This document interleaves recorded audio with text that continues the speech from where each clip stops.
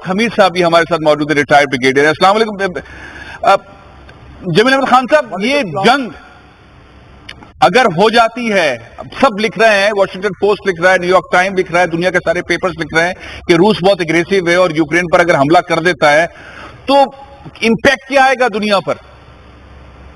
नहीं, इम्पैक्ट तो सबसे पहले तो कहूंगा कि वो एक भूचाल आ जाएगा, और पहला भूचाल जिस पाकिस्तान भी उससे इम्पैक्ट होगा, दुनिया के बाकी ममालिक के वो है। आवाज नहीं आ रही जमील अहमद खान साहब की, आवाज मुनक़ता हो गई है। सर आपकी आवाज हमें ठीक नहीं पहुंच रही है। 150। जी जी कहिए। आपकी आवाज तो क्लियर आ रही है मुझे? जी प्लीज अब आ रही है सर, कहिए। अच्छा जी हाँ, तो मैं ये कह रहा हूँ कि ऑयल प्राइसेस $150 पर बैरल हो जाएंगे। गंदम की कीमत बढ़ जाएगी जहाँ जहाँ एक्सपोर्ट होते हैं, इसलिए कि यूक्रेन और रशिया दुनिया में सबसे ज्यादा गंदम प्रोवाइड करता है।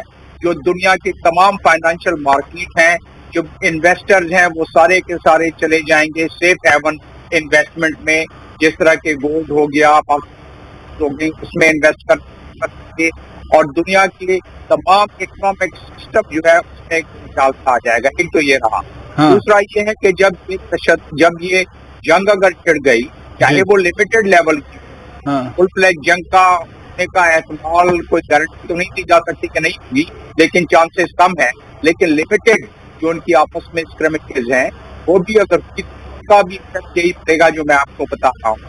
और मुझे नहीं महसूस होता कि दोनों साइड से अमेरिका हो या रशिया हो और अमेरिकन एलाई ये एक कदम पीछे हटेंगे। इसलिए कि हाल ही एक तो ये कि कल जो उनकी मीटिंग हुई है उसका कोई ब्रेक नहीं हुआ है। और साथ में रशिया मुतालबे पर बिल्कुल मुस्तहकम मजबूत पैरों के साथ खड़ा है कि यूक्रेन के अब में नेटो में शामिल नहीं करने या नहीं करेंगे, बल्कि रोल बैक कर आप एस्टोनिया से, लैटविया से और से इनसे जहाँ के ईस्टर्न की कंट्रीज में आप पहले आपने किया है उनसे भी रोल बैक करें। और जाहिर है अमेरिकन अगर करते हैं तो अमेरिकन और उनके एलाइज का फ्यूचर का एक प्लान है कि रशिया के चारों तरफ अपनी मिसाइल्स को वहां नष्ट किया जाए और इन तमाम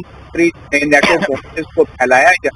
तो वो रशिया नहीं चाहेगा, और जिसकी तमाम हैं। और इस वक्त जब बात कर रहे हैं तेजी से, मेरे साथ मौजूद हैं एम्बेसडर रिटायर्ड जमील अहमद खान साहब।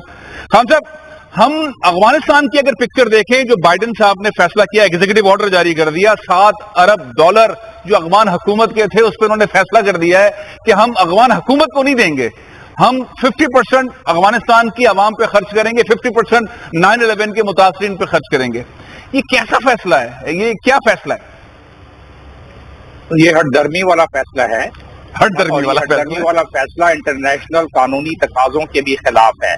तो मेरा अगर आप यूएन चार्टर का मुशाहिदा करें तो उसमें इनका ये अपने एसेट्स हैं इन कंट्रीज के। पहली तो बात ये है कि एक जवाज बनाकर इसको फ्रीज किया गया, और जब उसको अनफ्रीज कर रहे हैं तो बड़ा एहसान करके कर रहे हैं। और अगर एहसान करके कर रहे हैं तो एक सॉवरेन कंट्री को कैसे कह सकते हैं कि हम आपकी हुकूमत के जरिए नहीं देंगे, हम लोगों को डायरेक्ट देंगे? इसका मतलब यह है कि अपने ब्लैक वाटर्स के जरिए और जो पुराने एजेंट्स हैं और जो उनके अपने कॉन्फिडेंस के लोग हैं, जो उनकी अपनी एनजीओज हैं, उनके जरिए वो पैसे खर्च करेंगे, जैसा कि होता है। मैंने दूसरे ममालिक में भी ऐसा देखा है। तो मैं समझता हूँ कि ये मामला इसमें रिफ्ट बढ़ सकती है, क्योंकि तालिबान के कोई फेवर में ये बात नहीं जाएगी। ठीक है कि कुछ इमदाद मिल सकेगी, लेकिन उस पे एज अ गवर्नमेंट उनको एतराज हो सकता है। अच्छा जमील अहमद खान साहब, क्या ऑप्शन है इस फैसले के खिलाफ? Executive order president, American president का, जो बाइडेन का, ये हतमी है या कोई और ऑप्शन है कि अफगान हुकूमत खड़ी हो जाए और ममालिक खड़े हो जाएं उनके ये पैसे उनको दिलवाने के लिए? कोई ऑप्शन है या बस दी एंड हो गया इस चैप्टर का? इस सैंक्शन को लगाया गया था और पैसों को रोक लिया गया था या जब्त कर लिया गया था वक्ती तौर पर, वो है यूएस ट्रेजरी डिपार्टमेंट के अपना एक्ट, उस एक्ट के तहत उन्होंने सिंगल कंट्री सैंक्शन लगा के तो ये पैसे रोक लिए थे। अब उन्होंने उसमें से रिलैक्सेशन दी है, सैंक्शन खत्म नहीं किया है। अगर सैंक्शन वो खत्म कर दें तो बहुत सारे मसाइल वैसे हल हो जाएंगे, यानी अगर वो सैंक्शन खत्म कर दें कि दुनिया के मुख्तलिफ हिस्सों से जो एनजीओज हैं या हैं आसानी से पैसे भेज सकते हैं। अब ना कोई एनजीओ पैसे ट्रांसफर कर सकता है अफगानिस्तान में, क्योंकि ये जो फाइनेंशियल नेटवर्क अमेरिका का है, जब तक अमेरिका सैंक्शन खत्म नहीं करेगा वो फाइनेंशियल नेटवर्क के जरिए पैसे बैंकों को ट्रांसफर नहीं हो सकते, बैंकिंग सिस्टम काम नहीं कर सकता।